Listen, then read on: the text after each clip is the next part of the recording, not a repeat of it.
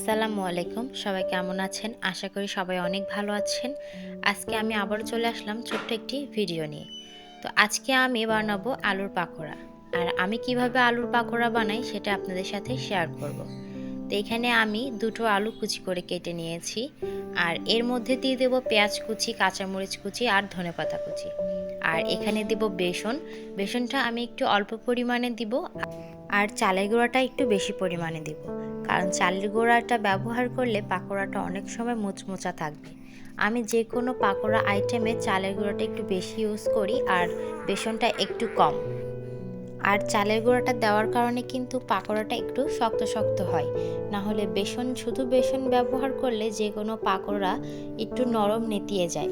এজন্য আমি কিন্তু পাকোড়ার মধ্যে সবসময় চালের গুঁড়াটা ব্যবহার করি।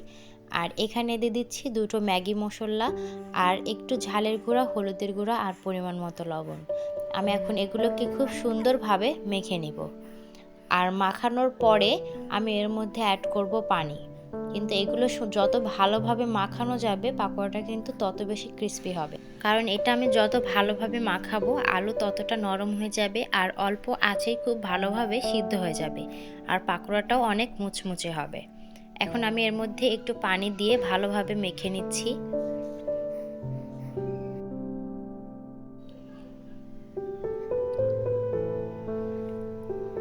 যদি প্রয়োজন হয় মাখাতে গিয়ে যদি মনে হয় যে ব্যাটারটা একটু পাতলা হয়ে গিয়েছে, তাহলে আমি এর মধ্যে অল্প পরিমাণে বেসন আর একটু চালের গুঁড়া অ্যাড করব। তো এখানে আমার মনে হলো এই ব্যাটারটা একটু পাতলা হয়ে গিয়েছে, তো আমি এখানে অল্প পরিমাণে বেসন আর চালের গুঁড়াটা একটু বেশি দেব।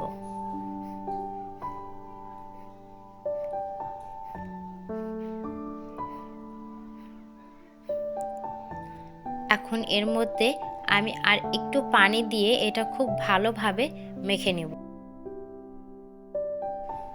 একটা কথা আবারও বলি, মাখাটা যত ভালো হবে পাকোড়াটা খেতে তত বেশি মজা লাগবে। আর যে কোনো পাকোড়াতে আপনারা এই মাখাটা যত ভালোভাবে মাখতে পারবেন পাকোড়া ততটা ক্রিস্পি আর মজার হবে। আমার মাখাটা প্রায় শেষ। আর মাখাটা শেষ হলে আমি চুলায় কড়াইটা দিয়ে দিব। আমি এখানে চুলাতে কড়াই দিয়ে দিয়েছি আর কড়াইটা গরম হওয়া পর্যন্ত একটু অপেক্ষা করব। কড়াইটা গরম হয়ে গেলে আমি এখন এর মধ্যে তেল দিয়ে দিচ্ছি।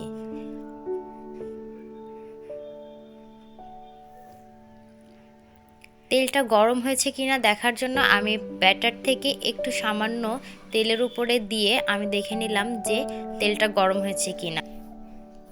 তেলটা গরম হয়েছে কিনা আপনারাও কিন্তু এভাবে চেক করতে পারেন। তো আমার এখানে তেলটা গরম হয়ে গিয়েছে আর আমি এখন এই তেলের মধ্যে আস্তে আস্তে পাকোড়াগুলো দিয়ে দিব।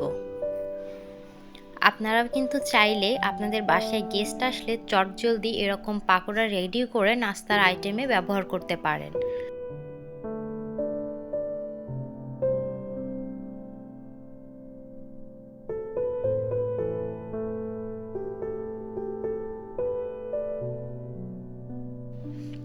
বিকেলের নাস্তা চায়ের সাথে কিন্তু এই পাকোড়াগুলো খেতে অনেক মজা।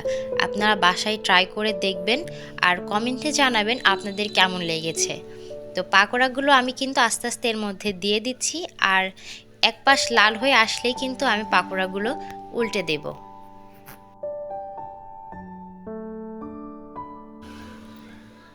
পাকোড়াগুলো এভাবে চেপে চেপে ভাজলে ভিতরে বেসন বা আটা কোনোটাই কাঁচা থাকে না, বরং পাকোড়াটা বেশি মুচমুচা হয়। তাই আমি এখানে চেপে চেপে এই পাকোড়াগুলো ভেজে নিচ্ছি আর আরেকটু ব্রাউন কালার হওয়া পর্যন্ত অপেক্ষা করব, তারপরে তুলে নিব।